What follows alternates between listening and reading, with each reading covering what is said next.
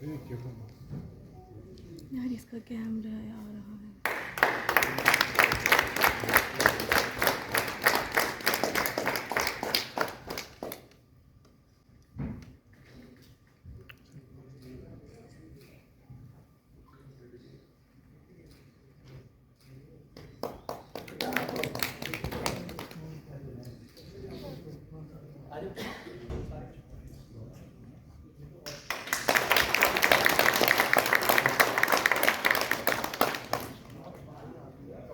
Mr. Bilal, at the time back from the stage and officially welcome and felicitate Commissioner Secretary, Commerce and Industries Department of Government of Shri.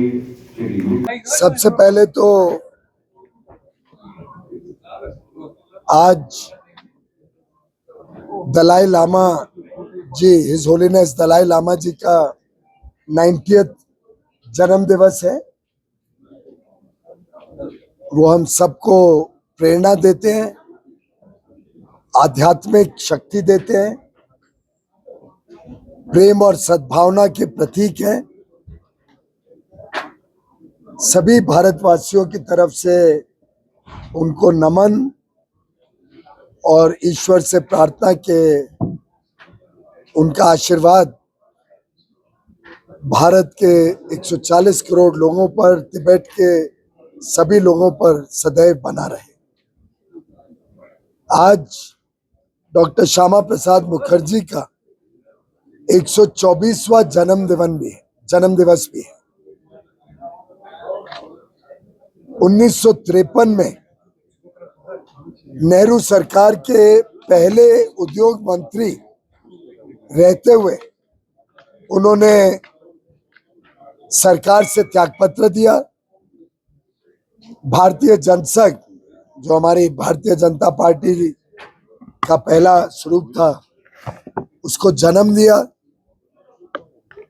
और कश्मीर को भारत का अभिन्न अंग बनाने के लिए, देश की एकता और अखंडता के लिए उन्होंने अपने प्राण को बलिदान देकर एक लंबे समय की लड़ाई जम्मू कश्मीर को भारत के साथ जोड़ने के लिए प्रारंभ की। बिना परमिट के वो कश्मीर में प्रवेश किए थे। एक देश में दो विधान, दो प्रधान, दो निशान नहीं चलेंगे, ये नारा लेके वो कश्मीर बिना परमिट आए। बहुत ही रहस्य की परिस्थितियों में, मिस्टीरियस सर्कमस्टेंसेस में उनका यहाँ देहांत हुआ, लेकिन उनका बलिदान व्यर्थ नहीं गया।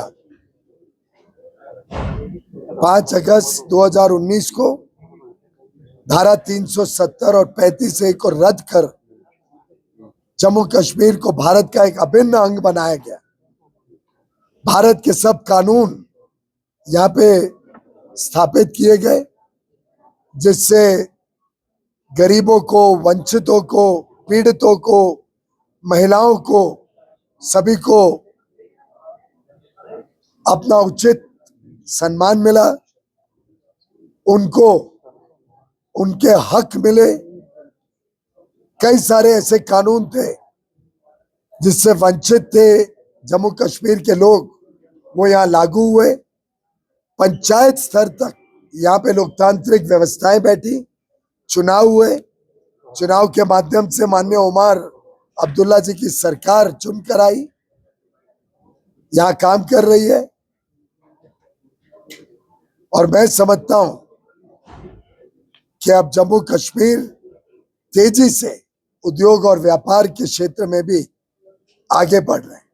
केंद्र सरकार ने 28,000 करोड़ की इंसेंटिव स्कीम के माध्यम से यहाँ सैकड़ों उद्योग के यूनिट्स को, टूरिज्म हो, हेल्थ केयर हो, फूड प्रोसेसिंग हो, मैन्युफैक्चरिंग हो, अलग अलग क्षेत्र में यहाँ पे उद्योग को प्रोत्साहन देने का काम किया। आगे चल के उमर अब्दुल्ला जी की सरकार जम्मू कश्मीर में और केंद्र में प्रधानमंत्री नरेंद्र मोदी जी की सरकार मिलकर जम्मू कश्मीर में उद्योग और व्यापार कैसे बढ़े, पर्यटन कैसे बढ़े, उसके लिए तत्पर है। आज मैं आया था यहाँ के व्यापारियों से मिलने, उनसे अलग अलग विषयों पे चर्चा हुई है, अलग अलग शिष्टमंडलों को भी मिला। वोकल फॉर लोकल के नारा के साथ हमने आज एक कार्यक्रम, सुनील सिंह जी हमारे राष्ट्रीय अध्यक्ष नेशनल ट्रेडर्स वेलफेयर बोर्ड के, इनके सानिध्य में ये कार्यक्रम किया और सभी ने प्रतिज्ञा ली है कि we will be vocal for local and local will go global. Jammu Kashmir के बनाए हुए चीजें, यहाँ का उत्पादन विश्व भर में कैसे जाए, कैसे एक्सपोर्ट बढ़े, कैसे यहाँ के व्यापार और उद्योग को हम और अधिक बल दे सके, इस पे हमने बहुत सारी चर्चाएं की। आज मैंने अभी अभी अपनी बात पे रखा, कई सारे अच्छे सुझाव मेरे समक्ष रखे गए, जिसपे हम दोनों सरकारें मिलकर इसको कैसे तेजी से यहाँ के लोगों को और प्रोत्साहन मिले, उसके लिए काम करना। मैं कश्मीर की जनता को, कश्मीर की सरकार को, आप सभी को, कश्मीर के मीडिया के बंधुओं को बधाई देना चाहता हूँ और धन्यवाद देना चाहता हूँ कि आपने दुनिया को दिखाया कि आतंकवादियों के इस प्रकार के हमलों से कश्मीर अब रुकने वाला नहीं है, थमने वाला नहीं है, मुंह तोड़ जवाब देगा आतंकवाद को। क्योंकि आतंकवादी हमला सिर्फ ये पर्यटकों के ऊपर नहीं था, ये कश्मीर की अर्थव्यवस्था पे था। कश्मीर में लाखों करोड़ों जो पर्यटक आके कश्मीर की अर्थव्यवस्था को टीका दे रहे हैं, उसको और बल दे रहे हैं, उसके ऊपर हमला था।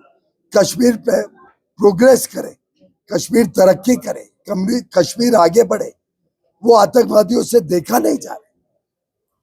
और पड़ोसी देश इन आतंकवादी हमलों को जो बल देता है, जो सहायता देता है, उसके ऊपर भारत ने मुंह तोड़ जवाब ऑपरेशन सिंदूर के माध्यम से दिया है।